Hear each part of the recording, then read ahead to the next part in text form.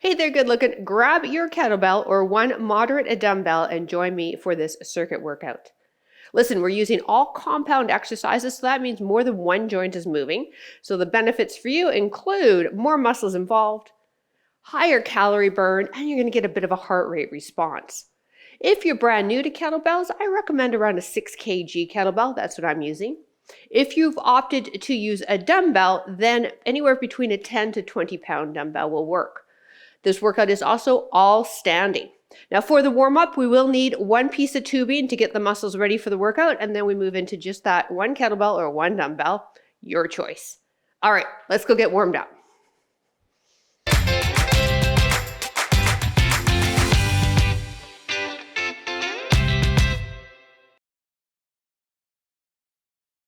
Before we get started, two things. If you'd like to track your fitness with a watch, press start now. For reference, I chose the HIIT setting on my Apple Watch. Second, if barefoot training interests you or if you wanted to give it a try, this is a great workout to do that. All right, let's get warmed up. Feet are going to be shoulder width apart, slight bend of the knee, hands at the temple, push the hips rear hip hinge, and drive to stand. So kettlebell training requires a lot of hip hinging, so I really want you to muscle memory this. That means that we are hinging from the hip here, not your waistband around the belly button. We're maintaining that neutral spine so there's no stress to the discs, no stress to the muscles of your back. Pull the elbows back. Last 4, 3, 2, one more. Get the feet just a little wider, toes are going to turn out, sink the hips back, drop down. Now if you have tight hips, you might want to even opt to go a bit wider. It's going to allow you to drop down a bit deeper into your squat. We want to keep the chest up. So if you had a logo or pretend you have a logo on your shirt, I should be able to read that logo. Second, we want to keep the arches lifted and knees are tracking with that second toe. We have that hip hinge happening here too. Warming everything up from here down. Last 4, 3, 2, 1. Grab that tubing, and again, it should just be light. We're not working out yet. Bring it behind the back. Press forward and back.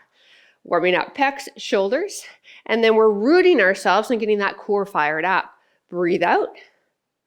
The closer my hands are towards my armpits, the harder I'm going to work because I've got less tube to pull.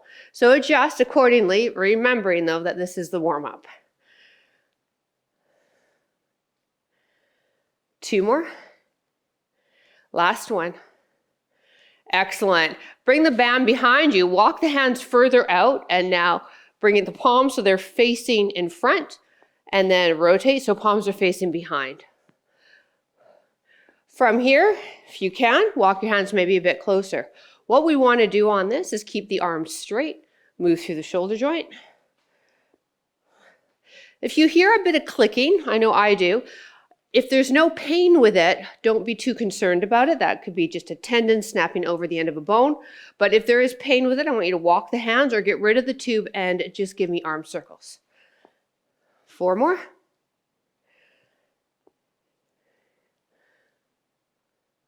And bring them to center. Walk your hands a little closer in. Drive your right elbow in. Now your left elbow in. Kind of like a bow and arrow. Here's the side view. My knees are soft. I'm rooted. I'm not twisting my body. The movement's coming through the shoulder and then the elbow joint. Feeling it in the upper back, arm area, shoulders. Last 4, 3, 2, 1. Bring the arms straight up, the letter V. Pull the band apart slightly. Get those feet back out and drop it down. Let's do the squat with the arms up now. Take a peek. Knees tracking with that second toe. Don't let the knees cave in. So as I mentioned, we're kind of lifting those arches up. Chest is up. Head is up. Last 4, 3, 2, 1. Bring the arms down. Getting kind of toasty in the shoulders, hey? Get rid of the tube. I want you to kickstand this leg for me. Hands on hips. Give me a B stance deadlift. So we're going to start with this move with the kettlebell and we'll layer on. But I want you to get the sensation of the hip hinge. We're trying to put everything into this leg. This guy here is just kickstanding. Let's do one more. Just giving us some support, some balance. Let's try the other side. Kickstand, hip hinge. Good. Feeling that length happening in the hamstring. Feeling perhaps the glutes and the hips fire up.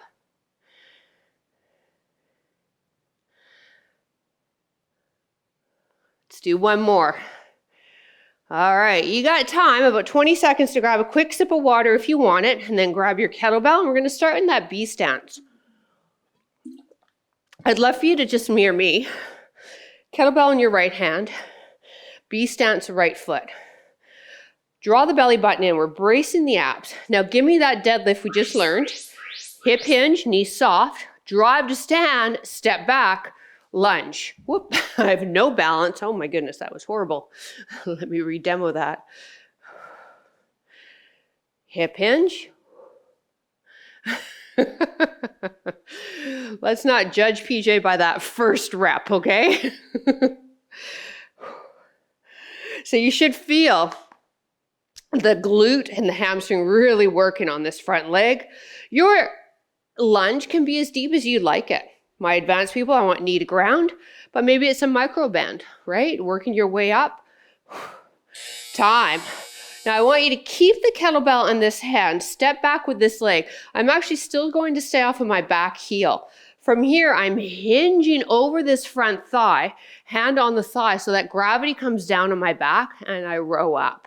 If you have options for kettlebell, you might want to try a little heavier one for this. Breathe out, pull up. For today's workout, we have 40 seconds of work, 2 rounds. So you're going to really feel this front leg. We have a neutral stance, neutral spine. Breathe out as that elbow comes up. Shoulder stays squared. We're not twisting and driving that elbow up really high. It's just going past the rib cage. That's enough to hit into the lats, mid-back. We also get rear delt, bicep, and then that front leg I told you about. You should be feeling it. Last one, root to stand. All right, so let's do those same 2 exercises now with the kettlebell in this hand. So we're first going to step that leg back. Fire up into the core. So that's drawing the belly button in, almost like you're seeing somebody walk towards you. They're going to sucker punch you and you're bracing for that impact. Let's try the B stance first. Deadlift. Here we go. Deadlift, root to stand, step back lunge. Deadlift. Again, your lunge is up to you, how far you want to go with it.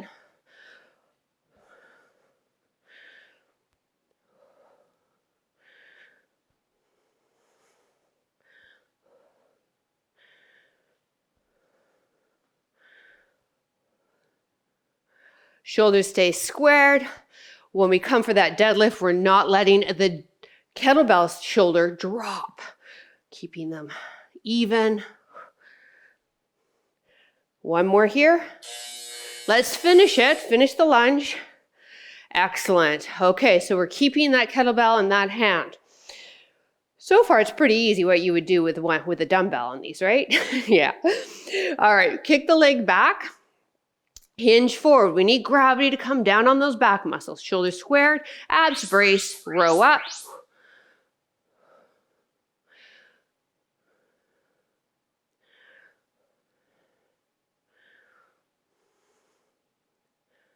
Our exhale as we pull the elbow up. Neutral spine. Feeling in that front leg 100%. We're almost there. Moving on in about 10 seconds.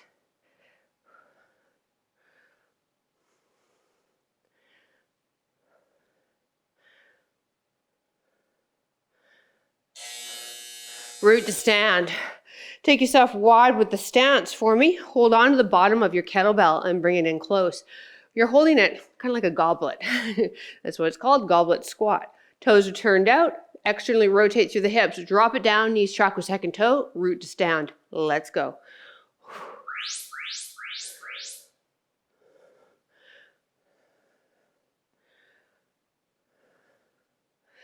So almost same idea as what we did in warm up, but now we're weighted. Remember, weight is going to add more intensity. That's how we get stronger.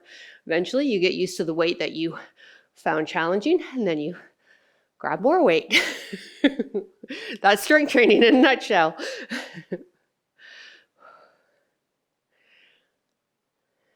2 more. Last one. Bring it in. All right. Great core move we're going to learn here. Kettlebell in this hand. Feet shoulder width. I want you to circle around the body without twisting. And then as we come up, palm the kettlebell. This is what we call clean. Straighten the arm, come down, palm up. Beautiful. Now when we palm, opposite knee up. Palm, opposite knee up.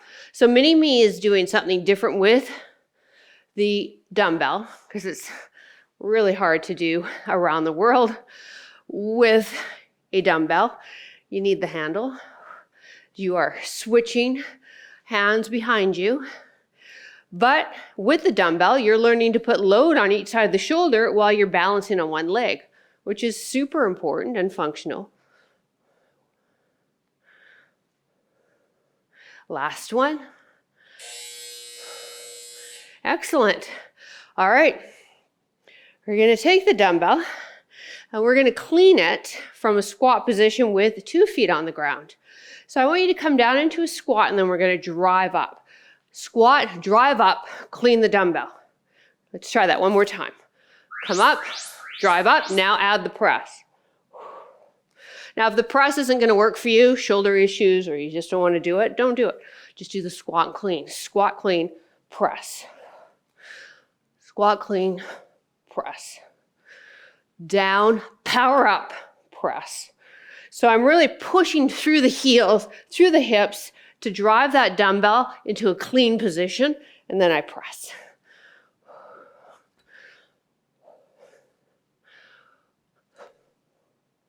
Two more. Last one.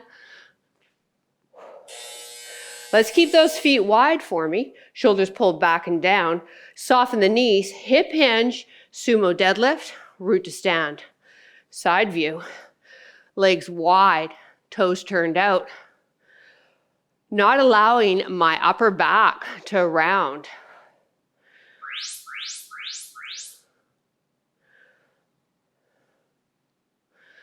Finding that hinge again, what we learned in warm up. We've also done a few exercises with the hinge. And now focusing on that to get into the hamstrings, glutes, and hips. One more move after this, we'll grab a water, and then we'll do it all over again.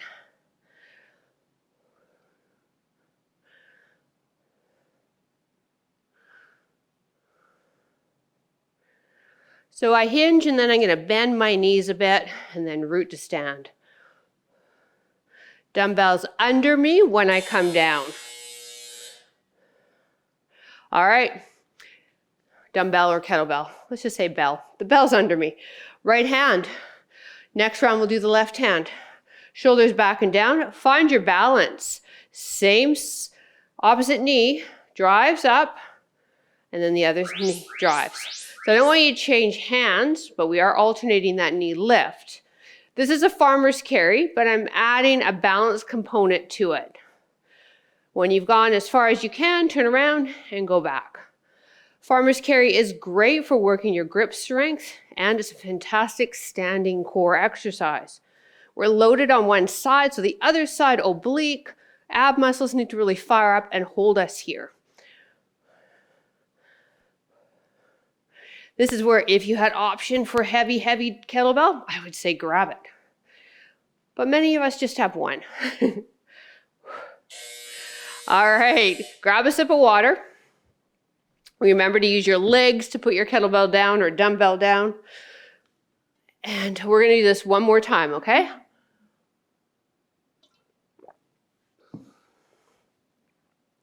So there are some kettlebells that are quite large. Those are called Olympic kettlebells. Those are a lot of fun. They tend to start a little heavier. As I mentioned, 6 kg if you're a beginner is going to be plenty. Intermediate advanced, then from there you're looking between, well gosh, for just general conditioning, anywhere from 12 to 20 kg. And that's if you just want to have one kettlebell.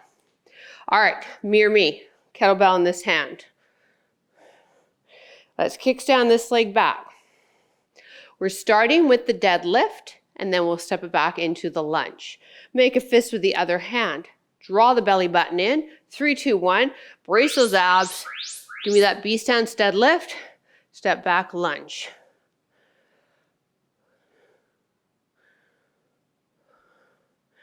Remembering that we can take that depth in the lunge as deep as we want.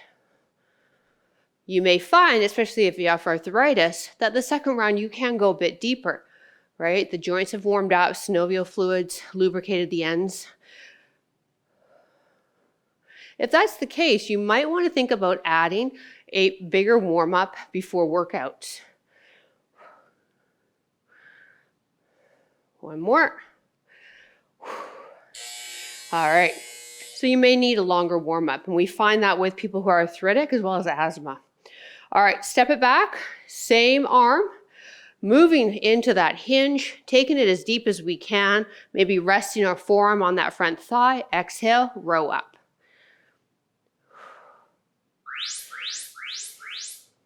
I typically do between a 3 to 5 minute warm-up, which isn't going to be enough. So this is why I have longer warm-ups, and you can find them under the timed playlist, under 10 minutes, or the PJ playlist. Nice and easy.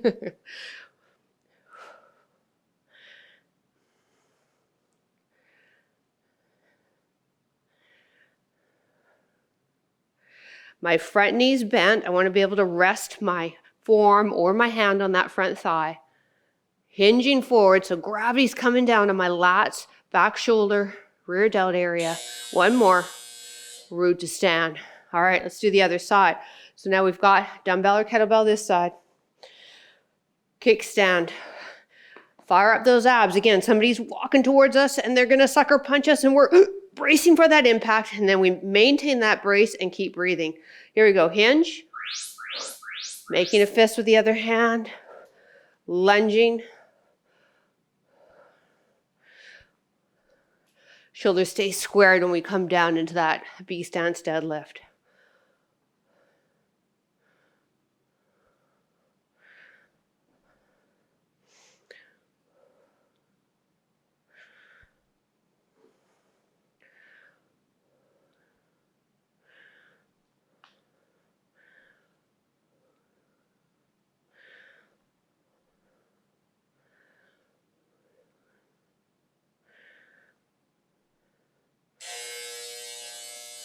Finish it off. Yes, good job, you. Don't change hands. We need to move into that row now on this arm. Kick this leg back, hinge forward. Again, we can place the thigh or take it a bit deeper, leaning into that thigh with the forearm, shoulders squared. Exhale, row up.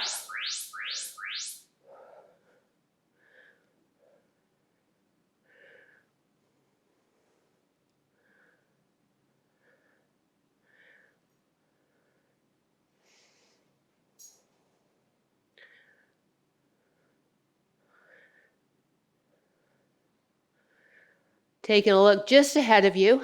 It's also going to help you with your balance.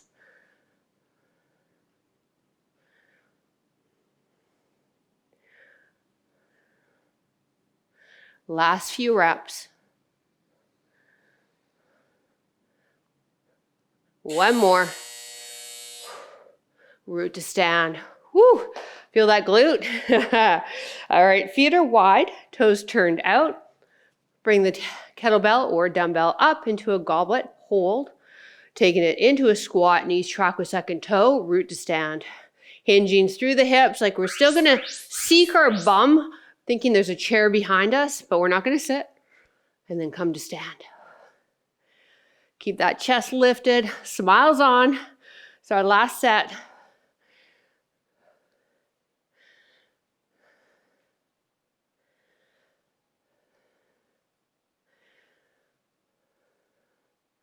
Nice, slow and controlled speed.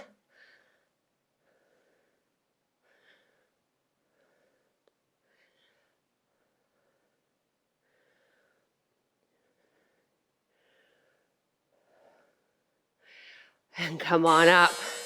All right. So feet are out, about shoulder width.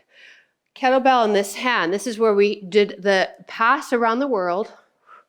Or you're doing the chop with the knee up with the dumbbell. Let's go. Focus that stare on something stationary. Please keep your shoulders and hips, knees to me. That's where the core comes. We're moving the arm. That bell's going around us, trying to get us to twist, and we're using that core of ours to not allow that to happen.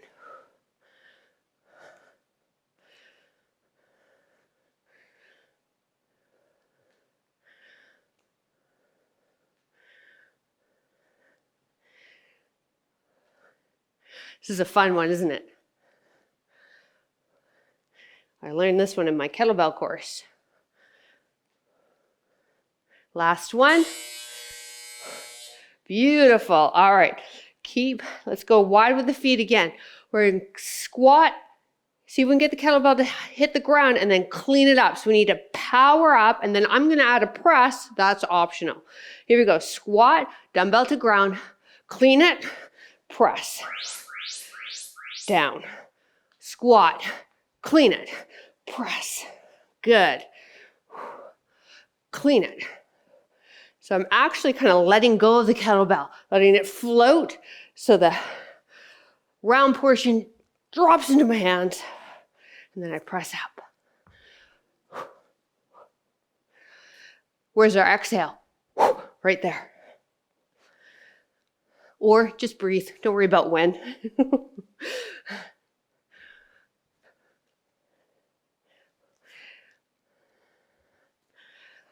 Let's do one more. Beautiful. Let's keep this wide stance. Pull the shoulders back and down. Hinge through the hips, bend the knees a bit, hinge forward, sumo deadlift. Side view, wide stance. Kettlebell's coming underneath me, touching the ground if I'm able to, but I'm not rounding the back to add extra so the kettlebell does. I'm only getting that kettlebell to the ground because I'm hinging through the hips, maintaining that neutral spine.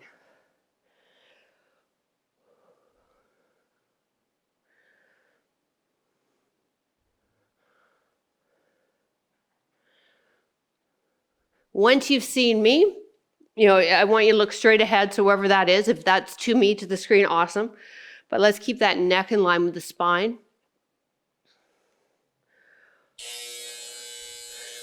Root to stand.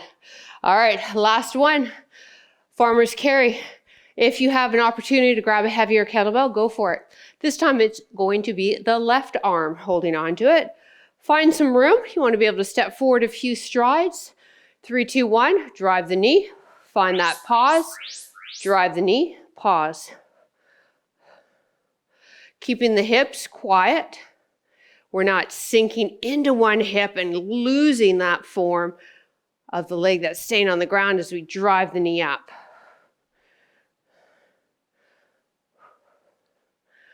Finding something stationary just ahead of us to stare at, that helps immensely with balance. And this is one move that I really love to do in my bare feet because I do find I can get, better grip. I can really feel the bottoms of my feet working, which is so important. Let's do one more. Because as we age with all those runners and fancy shoes that we put our feet in, we do lose the strength in our feet. So bend the knees, kettlebell down, grab a sip of water, cheers. All right. Well done, you. Let's stretch you out a little bit. We'll still stay standing with the stretches, and then you can continue on with your day. Let's take the one leg back, doesn't matter which one. Come off the heel, drop the knee, squeeze the glute, tuck the tailbone under. So I want you to feel a nice stretch in the psoas, your hip flexor group. Interlace the hands, bring them behind the head, open the elbows up, gaze up to the ceiling slightly. Feel that stretch in front of the body.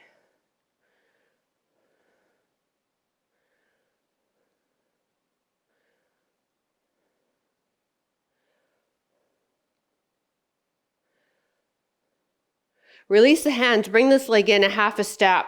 Come off of the front toe, shift the heels rear, hands on the thighs. Feel this now in that hamstring. When we're doing this stretch, we don't want to place pressure on the actual knee joint itself, either above or below. We've got that hip hinge. We're still trying to get that length through the hip, not necessarily because we're rounding at the back.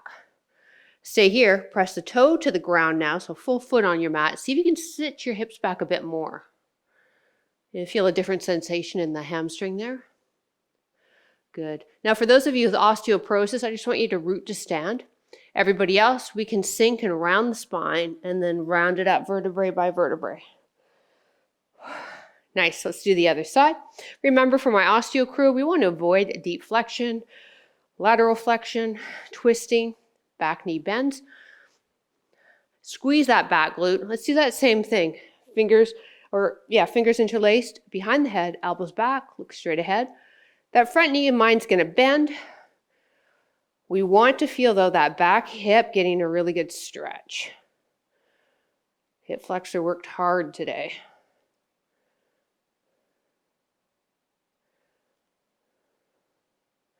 Let's slide this leg in, shift our weight back, lift the toe up. Feel that stretch in the hamstring on this leg now.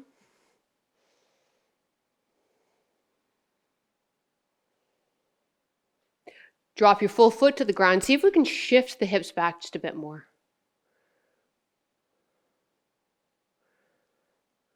My osteoporosis crew, just root to stand. Everybody else, chest down. We'll round it up. Good job, thumbs away. Open up the chest. Look up a bit. Release. Thank you so much for joining me. I really appreciate it. Drop a comment down below. I'd love to know what you thought of the workout. And well done you. Have a great rest of your day, and we will see you in the next one. Bye.